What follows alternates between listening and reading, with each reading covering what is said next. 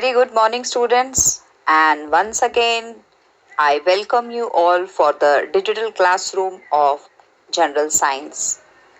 Dear students, we had already finished with lesson number 1 and 2. We had also finished with the workbook exercise of lesson number 1. And as I told you that there was a delay in the workbooks, so lesson number second workbook is exercise is still pending. So first we will finish off with this lesson and then we will continue with the workbook exercise of both the lessons together. So let's start with lesson number 4, current, electricity and magnetism. We had studied in the 7th standard. Which constituents are present in an atom? Do you remember? We had studied about the structure of atom and what are the constituents present in the atom and where are these constituents present. So try to recollect. The constituents present in an atom are positively charged protons and negatively charged electrons. There are also neutrons which do not have any charge, right? I hope you had recollected by now. So as you can see the structure of the atom, in the center the green color and the yellow color, that is the nucleus of the atom, and you can see the blue colored negative charged particles which revolve around the nucleus. Now in the center the protons that are having positive charge and neutrons which do not have any charge are present, and the electrons which have the negative charge, they revolve around the nucleus. And we had also studied that the protons are always equal to the number of electrons and thus the atom does not have any charge, right? I hope you remember. Atomic number is equal to number of protons is equal to number of electrons, right? So this is how an atom is made up of. Atom is neutral because it does not have any charge. Students, you had studied in maths, right? Plus and minus, they are cancelled, right? Similarly, in atom also we had studied that when 3 protons are there and 3 electrons are there, or 4 protons and 4 electrons, that is the positive and negative charge are equal, they nullify each other and thus the atom does not have any charge. It is electrically neutral. Then we had also studied about the static electricity in the previous class, right? I hope you remember looking at the picture that we had studied when a silk cloth is rubbed on a glass rod. What happens? The glass rod becomes positively charged and the silk cloth becomes negatively charged. Why? Because the positively charged protons, they are attracted and transferred to the glass rod, whereas the negatively charged electrons, they are transferred to the silk cloth. So what does it mean? It means that the charges, they flow from one object to another. Now, like the charges flow from one object to another, can the electric current also flow from one object to another? That is what we are going to study in this lesson. Current, electricity.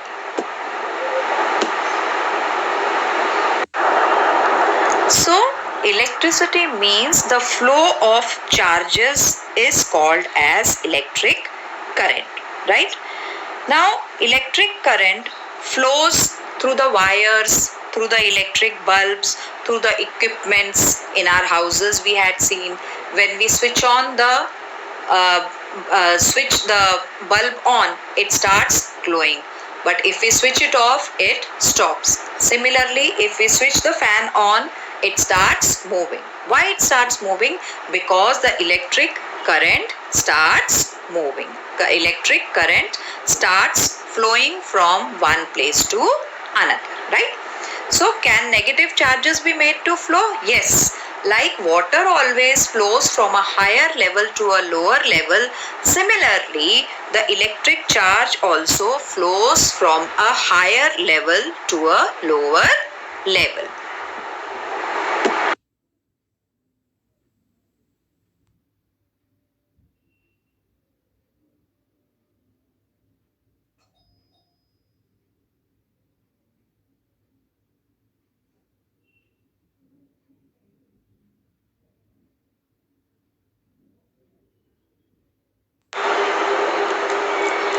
Now, in this picture, the flow of electric current is shown. What do you see in this picture? You can see a cell or a battery. You can see the upper side is denoted by a positive sign, right? That is the positive electrode. And you can see that there is an arrow which is moving from negative to the upper positive charge of the battery, right? And in the center you can see the bulb which is glowing. Now why this bulb is glowing? Because the electrons are flowing from the negative charge, that is the negative pole, that is the lower pole of the battery, towards the positive pole of the battery which is on the upper side of the cell. So this is nothing but the flow of electrons. So electrons flow from the negative pole to the positive pole, but the electric current flows in the opposite direction. Electric current always flows from the positive to the negative direction. Okay. Now what is electrostatic potential? Now why the current flows from one place to another? Now in the first picture you can see it is written electrostatic potential and higher electric potential and lower electric potential. Now we know that the water always flows from a higher level to a lower level, right? Similarly, the body temperature also we know, if any body is having higher temperature, so it will always flow towards the lower temperature of the body, right? Similarly, the positive charge also flows from a higher electric level to a lower electric level, and this level decides the flow of direction of the electric charges. That means these charges flow from a higher electric level to a lower electric level. So there is a difference between the two levels. So this difference between the electric potential is called as electrostatic potential, right?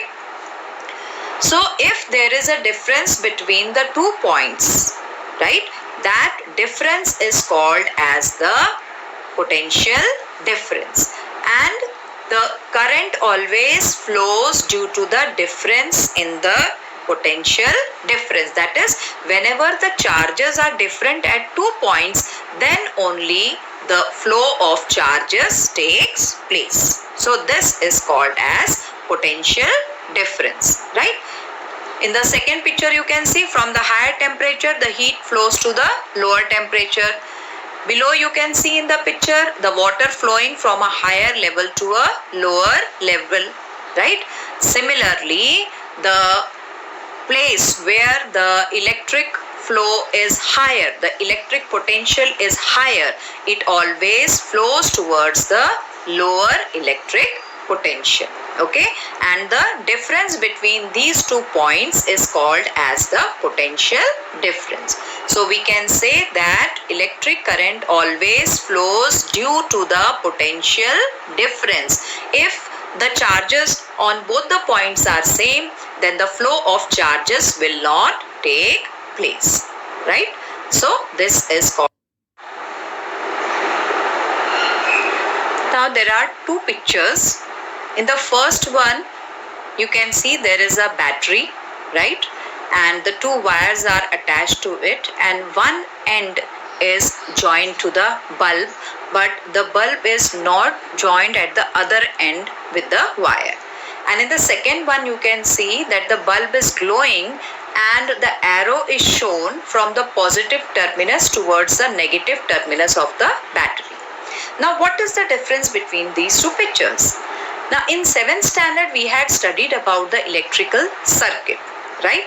Electric circuit can be made with the help of a battery, two wires and one bulb. When the two terminals, the positive and negative of the battery, are joined with two wires and a bulb is connected in between, the circuit gets completed and the bulb starts glowing, right? Now, how the bulb starts glowing? Now, the first picture, the circuit is open, right? It is not completed. Whereas in the second one, you can see the circuit is completed. It is closed, and immediately as soon as the circuit is closed, the flow of electrons starts flowing from the negative terminal towards the positive terminal. But I had told you that the electric current flows in the opposite direction of the flow of electrons. This is what is shown with the yellow arrows, that from the positive terminal, the electric current flows towards the negative terminal of the battery, and as the bulb is present in between, the bulb starts glowing. Now, how the electric current has started flowing? Because when the two ends of batteries are joined, the potential difference is applied. In the first one, the two poles, the positive and negative terminals, are not joined, and thus the potential difference is not applied. But as soon as these wires are joined at the positive and the negative terminal, the potential difference arises, because of which the electrons start flowing from the negative to the positive, and opposite to that, the electric current starts flowing from the positive to the negative terminal of the battery, and thus the bulb starts glowing. Okay, so this conventional current always flows in the opposite direction of the flow of the electrons, and the SI unit of potential difference, PD, is potential difference. It is measured in volt. Like we measure the weight in grams and kilograms, liquids we measure in liters, milliliters. Similarly, the electric current is measured, potential difference is measured in volts. Okay.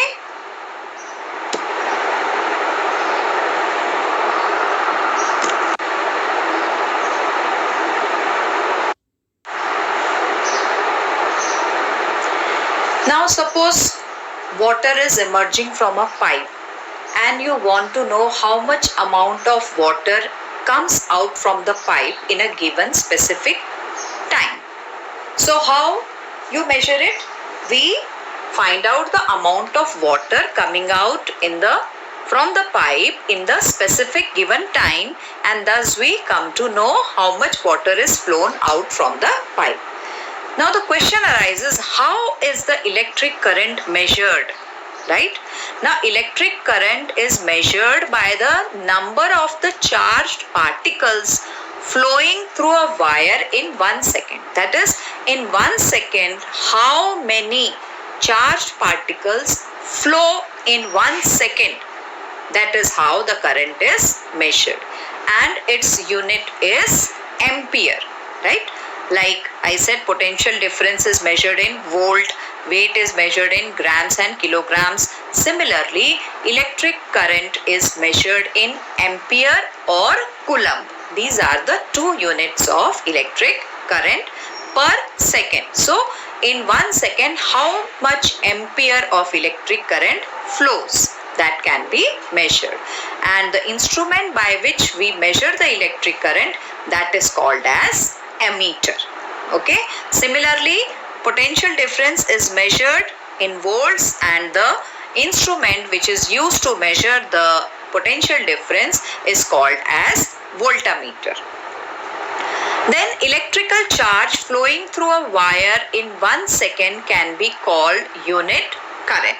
So in 1 second, whatever amount of electric charge flows through a wire, that is called as a unit current.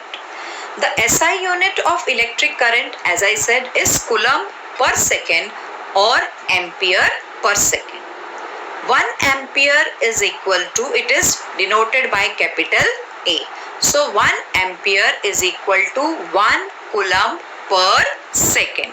Coulomb is denoted by capital C. It was given by the scientist called as Coulomb. That is why the unit is said as coulomb. So electric current is a scalar quantity. Now this also we had studied in 7th standard, that there are two types of physical quantities, scalar quantity and vector quantity. What is the difference? Scalar quantity means it has only the quantity, right? Whereas the vector quantity has the quantity as well as the direction, right? It is having magnitude as well as the direction, vector quantity, whereas the scalar quantity means it has only the magnitude, right?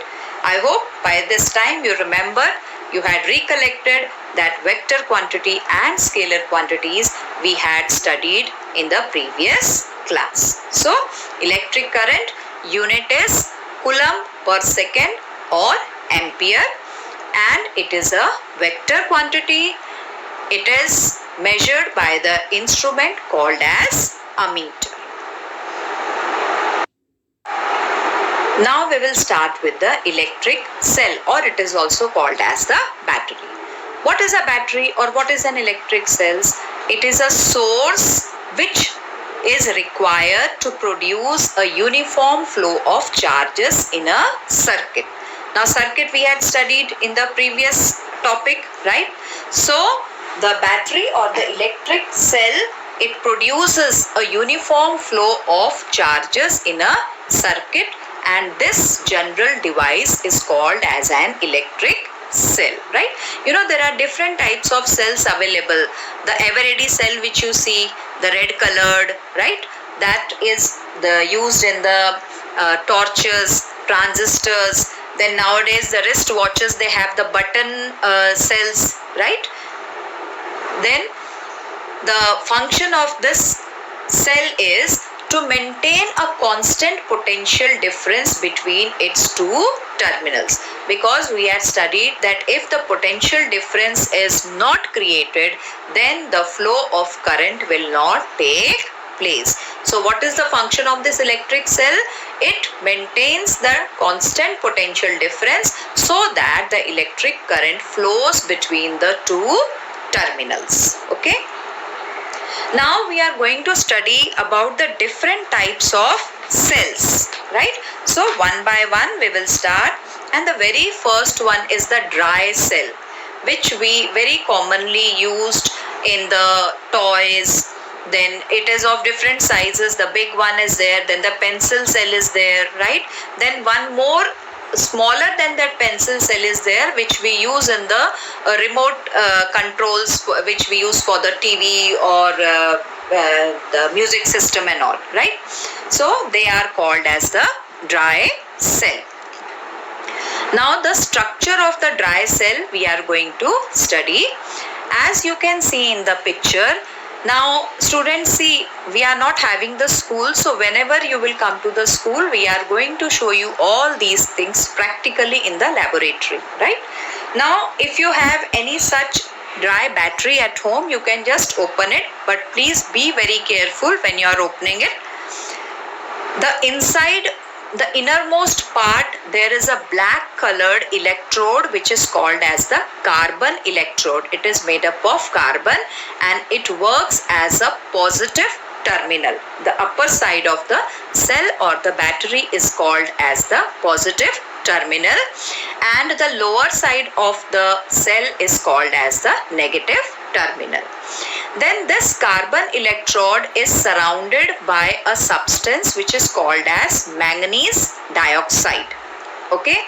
Then there is a divider which divides the outer covering from the manganese dioxide, and in between this there is an electrolyte present. Okay. Now these were the different labelings or the parts of the cell. Now I'll tell you about the internal structure of the cell. Now the electrolyte, which I said is present between the manganese dioxide and the outer cover. This electrolyte contains negatively and positively charged ions, right? These ions are the carriers of electric current. Then there is zinc chloride and ammonium chloride in the form of the electrolyte. On the right hand side you can see electrolyte, that is a mixture of zinc chloride and ammonium chloride, right? Then there is a graphite rod at the center, which I said is the carbon electrode, right? That is also called as graphite. And a paste of manganese dioxide is present around this positive graphite terminal. Okay. Now when the chemical reactions takes place, the electric charge is produced on the two terminals. The upper one positive terminal and the lower one, that is the negative terminal. Now due to this wet electrolyte, the chemical reaction carries on very slowly, right? A large amount of current is not produced, but a constant small amount of current is produced from this electric cell. And these cells are having a very long shelf life.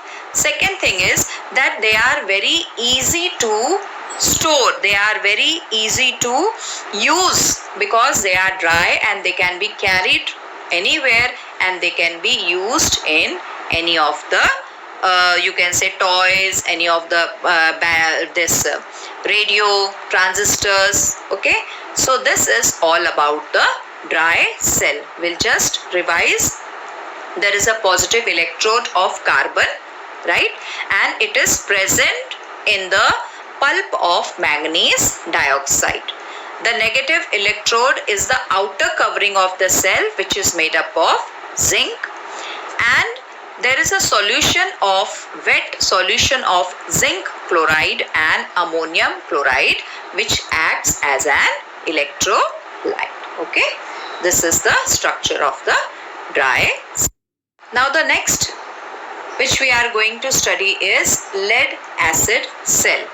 Now as the name itself explains, lead and acid, these are the two important things which are used in this cell, right? Lead is used in the form of lead oxide. As you can see in the picture, it is PbO2 because the symbol of lead is Pb. And in the beaker you can see H2SO4, that is the acid, and the name of this acid is, yes, sulfuric acid. Okay, now in this beaker we have to take the acid which works as an electrolyte, right? And then we have to take two terminals. One is the positive, which you can see, it is lead dioxide PbO2, and the other terminal is negative terminal, which is made up of lead, that is Pb, right? And you can see that these two terminals are joined with the wires, and these wires are joined to the voltmeter. Now what is a voltmeter? Yes, it is used to measure the potential difference of the cell, right? And it is measured in volts, and it is represented by capital V. Now as soon as the potential difference is created, the current starts flowing.